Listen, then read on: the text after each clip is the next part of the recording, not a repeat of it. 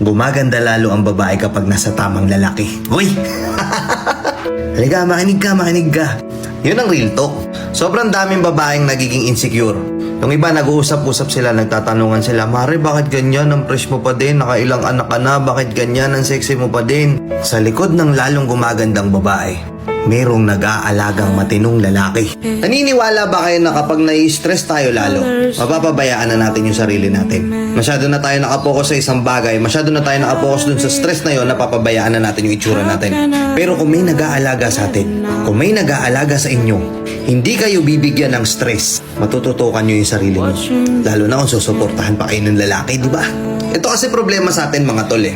Yung iba, hindi lahat ha, yung iba, ito na naman tayo. Baka sabihin nyo kasi nilalahat ko na naman. Yung ibang mga lalaki kapag nagkaanak na sila, anong nangyayari? Porket napasagot niya na yung babae, tapos na siya sa hirap sa pagdiligaw eh. Nagawa niya na lahat ng effort, napatunayan niya na, napasagot niya na, okay na yun. Stop na yun. Kumbaga normal routine na lang. Sobra ako mag-alaga, magbigay ng effort kung nililigawan mo pa lang yung babae.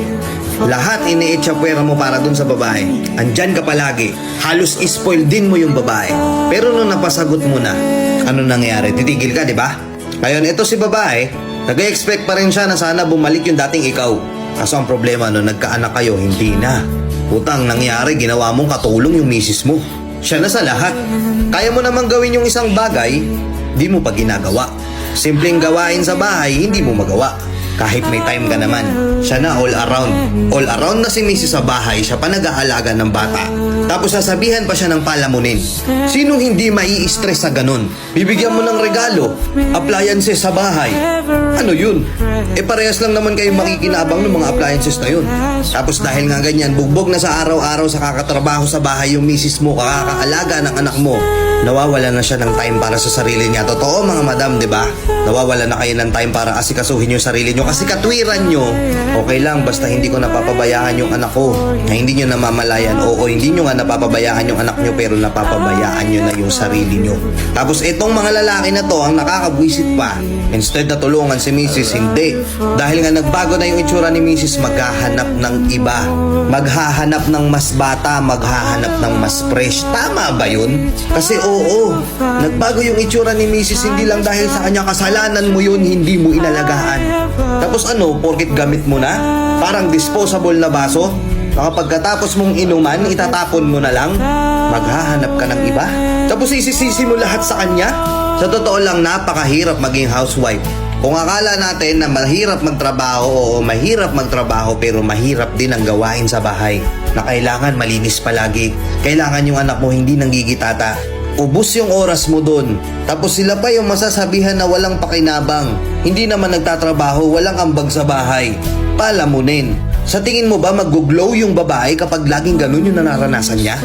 Hindi, par.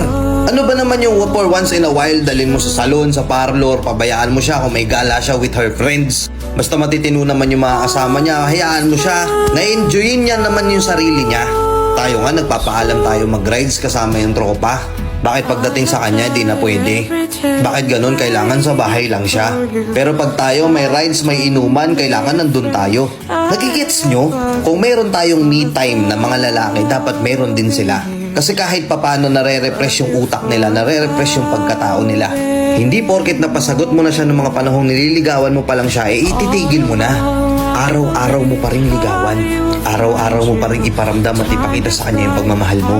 Inispoiled mo nga siya ng mga panahong wala pa kayong anak eh. Tapos ngayon, porket may anak na kayo, ikakatwiran mo yon para hindi ka na magkakaroon ng time sa kanya. Alagaan mo pa din. Kasi uulitin ko, lalong gumaganda ang babae kapag may lalaking nag-aalaga. Yon ang secret recipe. Nakuha mo? Mga badam, nagets nyo?